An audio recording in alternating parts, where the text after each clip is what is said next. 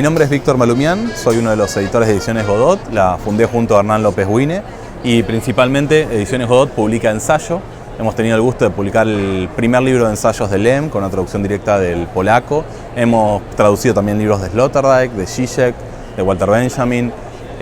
Actualmente la línea de ensayos se está bifurcando un poco y estamos dividiendo entre aquellos libros que son más académicos y que necesitan cierto intertexto para ser bien leídos en contexto, y otros que son más de un tinte de divulgación o quizás libros para lectores curiosos pero sin una preparación académica, como puede ser 30 de febrero de Olivier Marchon, que es un libro que te cuenta sobre las curiosidades y las anomalías en la medición del tiempo en el siglo que estamos viviendo y el anterior.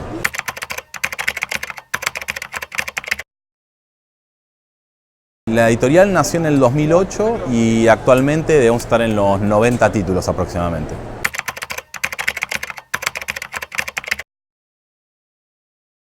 El año pasado creo que llegamos a los 11 o 12 títulos publicados y este año esperamos llegar entre los 14 y 16, más unas 4 o 5 reimpresiones por año.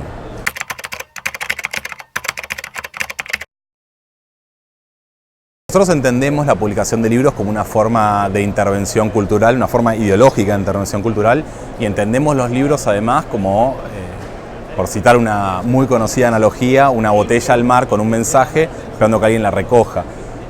También parte del catálogo es una línea de discusión, una línea de charla. Muchas veces hay libros, y eso creo que recientemente hemos llegado a que se muerda la cola del catálogo, libros que interactúan entre ellos. Por ejemplo, Lem, en su libro sobre la tecnología, que comentaba anteriormente, tiene esta visión de la tecnología como ingenua, como la metáfora del martillo, se puede usar para cincelar una bella estatua o para romperle la cabeza a alguien.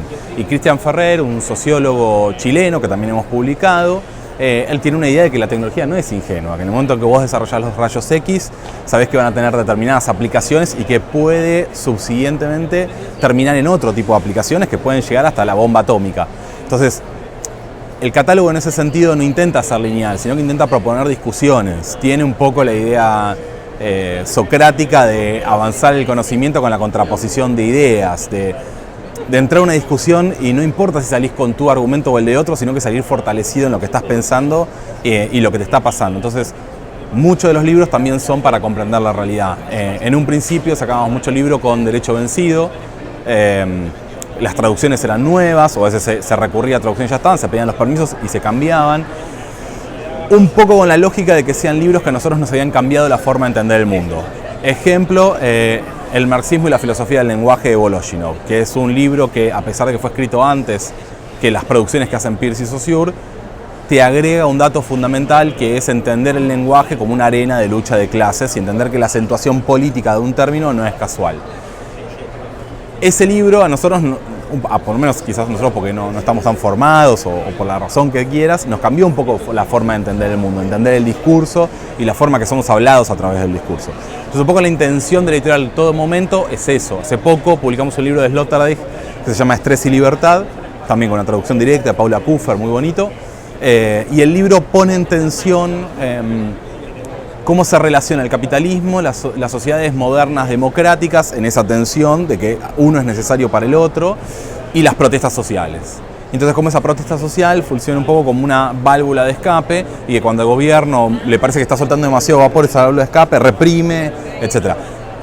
Lo interesante es que uno larga ese libro con una concepción hacia el mundo, intentando que en el catálogo funcione de determinada forma, pero después el contexto de la coyuntura hace que ese libro se pueda leer de otra forma. Ese libro acá fue leído en el contexto de una clave de coyuntura, de grieta política entre, no sé si dos bandos es la expresión más feliz, pero dos posiciones políticas frente a el Estado, la lucha de clases, etcétera, etcétera, etcétera. Hay más de dos posiciones, obviamente, en el país, hay matices, pero las posiciones predominantes pivotean entre dos polos, están bastante polarizadas. Entonces, ese libro entró y se leyó ahí, igual que Contra la tentación populista de Zizek, que es un libro que tradujimos hace muy poco. Ese libro que quizás no es tan reciente y habla de cómo cuando el pueblo se desencanta de la participación política, deja de aportar en el voto y desaparece, cuando vuelve virado hacia la derecha. Y es un fenómeno que, aunque él lo describe de un tiempo anterior, cuando lo aplicás a Latinoamérica y lo que viene pasando en las últimas oleadas y votaciones, resulta muy interesante para entender ese contexto. Entonces, como para cerrar la idea y no irme mucho por las ramas, lo que tiene de interesante una editorial de ensayo que propone este tipo de lecturas es que aunque vos direcciones el libro en la elección de lo que estás publicando, queda una cuota muy importante de intertexto y de subjetividad que pone el lector que reconvierte cómo es leído ese libro.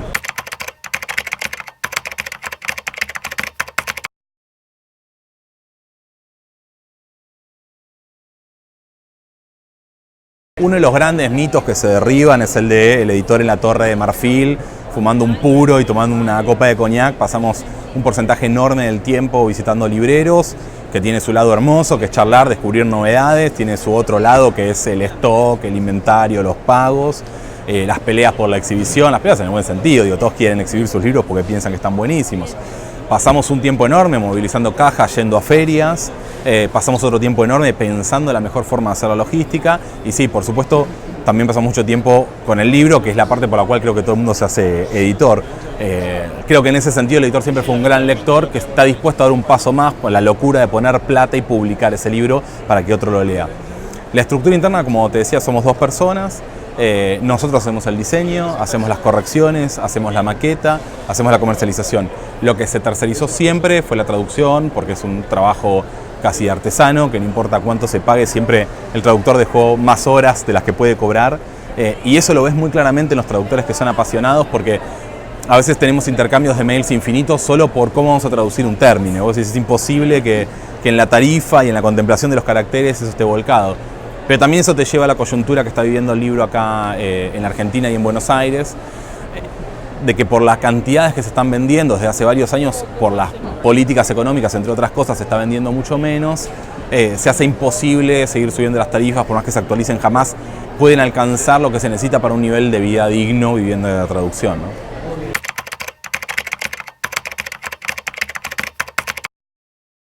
Bueno, la editorial, para ser muy específico en su estructura, en Argentina se autodistribuye, en Uruguay lo distribuye América Latina, en Chile Fondo de Cultura, en Perú Heraldos Negros, en Colombia Siglo del Hombre, en México Sexto Piso y en España UDL. Y después hay distintas librerías que venden libros en español, en París, en Dallas, en China y demás, que le vendemos libros en muy bajas cantidades.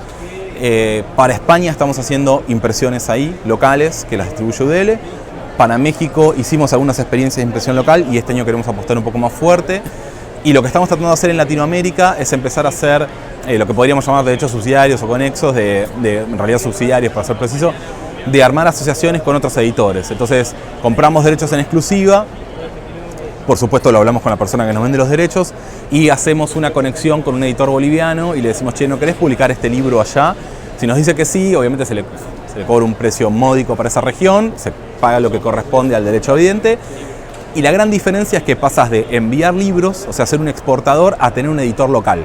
En el único punto somos un poco inflexibles en que esté también nuestro logo en tapa y que esté, porque un poco la idea es que viaje también la marca, porque otros tantos libros sí vas a exportar, no todos los libros pueden tener una impresión en ese punto.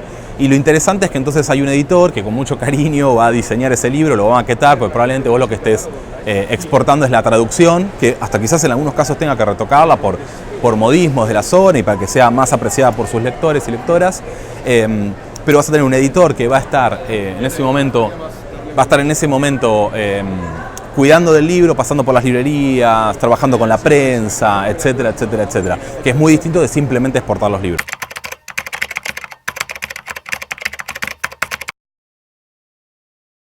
Bueno, en ese sentido me parece que pasan 2 efectos que son contrarios y complementarios. Por un lado, el concepto independiente un poco se está vaciando de contenido, pareciera que todo es independiente y tampoco nadie puede ponerse en el lugar de juez, decir esto sí, esto no.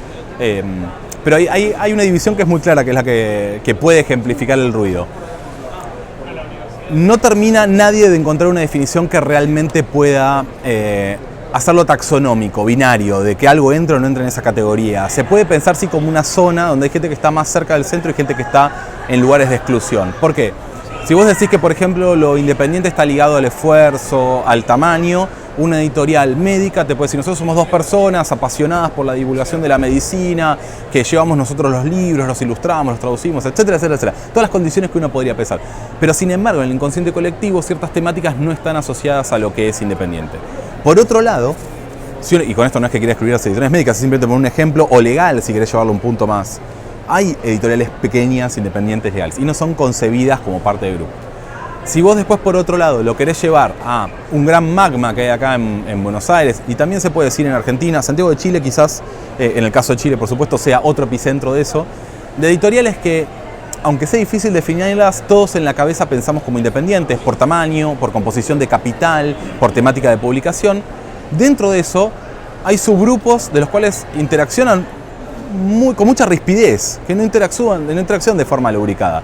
Sí tiende a pasar que con arreglo a fines se forman subgrupos que van juntos a una feria, que puede ser Guadalajara, o mismo puede ser una feria interna de acá de Argentina como Córdoba, o mismo en la rural, por el costo que tienen los stands, es casi imposible ver una editorial de las que podríamos considerar independientes con un stand para ellas solas. Generalmente están divididos entre 5, 6 y a veces 8 editores en un mismo espacio, cuando a veces hay más.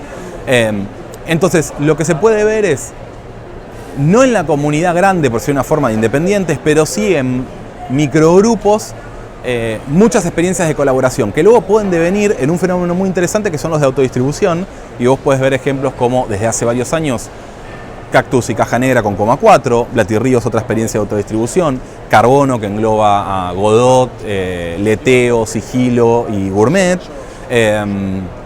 en ejemplos de autodistribución, porque empiezan a ver después de determinado tamaño que autodistribuirse es una parte estratégica para la relación con el librero y para que los libros lleguen, sobre todo por capacidad de reposición.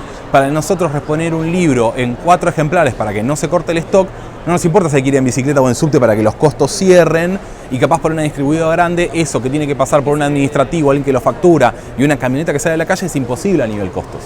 Entonces en esas microtensiones empiezan a desarrollar mucho mejor las alianzas de distribución. Eso por un lado. Por otro, empieza a haber otro fenómeno de alianzas, es para un fenómeno particular que son las editoriales artesanales hogareñas, que en Buenos Aires hay muchas y de muy buena calidad, no solo en Buenos Aires, en todo el país, pero conozco un poco más las de Buenos Aires, como puede ser Barba de Abejas, que son editoriales que tienen una calidad de traducción estupenda, donde ellos mismos imprimen el libro, lo cortan y lo cosen, y están bajo una lógica de hacer 300 ejemplares. Y lo que es interesante de la tensión que hay ahí es que un poco funcionan bajo la lógica de impresión bajo demanda, porque imprimen a 50 ejemplares, nunca se agota, pero por otro lado es todo lo contrario. Los problemas técnicos que están teniendo la impresión bajo demanda, donde la tapa no queda tan bonita, donde a veces aquí en Buenos Aires determinado tamaño de libro de impresión bajo demanda no puede tener un ancho de solapas que se requiera o no puede ser cosido, esto es lo contrario completamente. El libro está completamente personalizado, hasta probablemente tenga alguna marca particular que lo haga único, están numerados y tiene una impresión increíble. Ni hablar del contenido. Entonces, lo que a mí me parece muy interesante estos dos fenómenos de, por un lado, autodistribuciones comunitarias y por el otro, de editoriales hogareñas, a veces se entrecruzan. Por ejemplo, nosotros hicimos un libro con una tirada de 200 ejemplares numeradas, que la producción fue nuestra, pero la encuadernación fue de Barba de Abejas. Y el libro sale como de Godot, pero en vez de usar una imprenta tradicional, se usó Barba de Abejas. Y se creó un libro con ilustraciones especiales de una artista plástica para que ese libro quede único e irrepetible.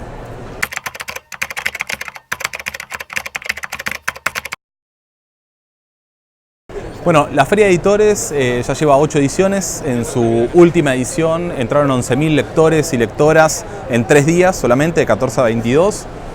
Calculamos por encuestas que hacemos a todos los editores, encuestas anónimas, editores y editoras, del tipo de libros que se venden, que se movieron aproximadamente 18.000 ejemplares, con una bibliodiversidad de 15.000 títulos, lo cual, concentrado en el tiempo que se dio, es bastante impresionante. La feria arrancó en un bar con 20 mesas, 20 sillas y fue creciendo paulatinamente. Hoy agrupa 250 editoriales de toda Latinoamérica, editoriales de Bolivia, de Colombia, incluso de México y de España, por supuesto de Chile, Uruguay, Argentina.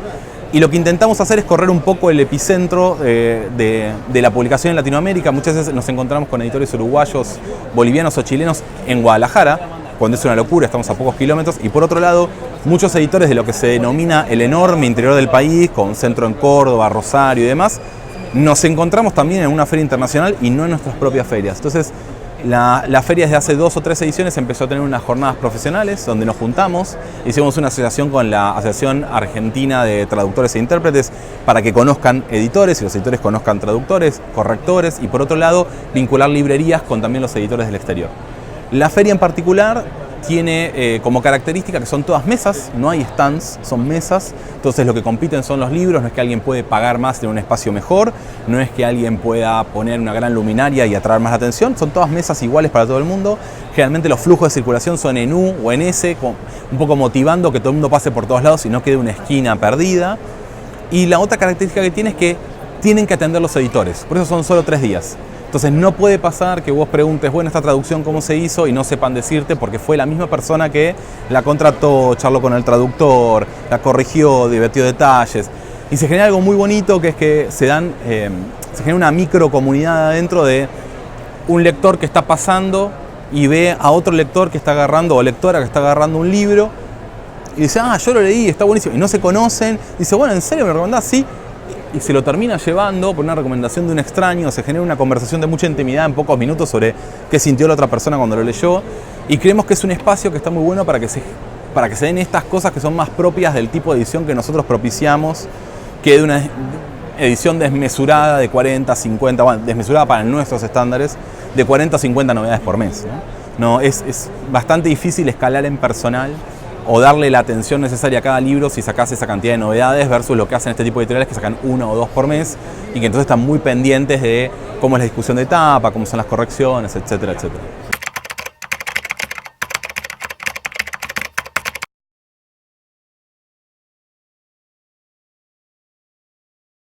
Nosotros esa ecuación la vemos levemente distinta. O sea, por un lado, en Argentina ninguna editorial le sobra plata. Así que nadie se hace ese dilema de si va a crecer o no va a crecer. Pero en el extrañísimo caso de que le sobrara, al menos en el caso de Godot, que no le sobra, nuestro modelo no es escalar mucho más de 14 o 15 títulos. Simplemente lo que queremos son editoriales muy jóvenes. Entonces tu fondo editorial es muy joven y no llegas a tener una masa crítica como para que lo que se suele denominar afuera long tail y esas ventas de goteo te generen un magma mínimo para cobrar una cantidad de plata que te permita vivir de eso. Entonces, en un principio puede que haya cierta apresuración por intentar llegar a una cantidad de títulos mínimos, cuidados, que hagan esa venta de fondo, pero no hay ninguna intención de copar todo. De hecho, es todo lo contrario. No vemos a los colegas de nuestro tamaño y demás, con nuestras intenciones, más que nuestro tamaño, como competencia. No funciona así. Me parece que más allá que el lector o la lectora que entra a una librería tiene una cantidad de dinero medida y si se lleva un libro quizás no se lleve otro, probablemente elija el libro que más atractivo le resulte y no voy a perder porque está a 10 pesos más o 10 pesos menos, es probablemente el título lo que gane o lo que pierda. Entonces no es esa vocación que nos diferencia tanto de querer copar todos los espacios, todo lo contrario. A mí me pone muy contento cuando veo colegas que publican ensayos, publican muy buenos ensayos. Quizás puede haber un pequeño porcentaje de decir cómo no lo publiqué yo, pero lo más importante es leerlo con gusto y ver que ese texto está cuidado, ¿no? Porque como te decía antes, después de todo somos lectores que leen mucho, muy vorazmente y que después con algún libro deciden dar un paso y publicarlo.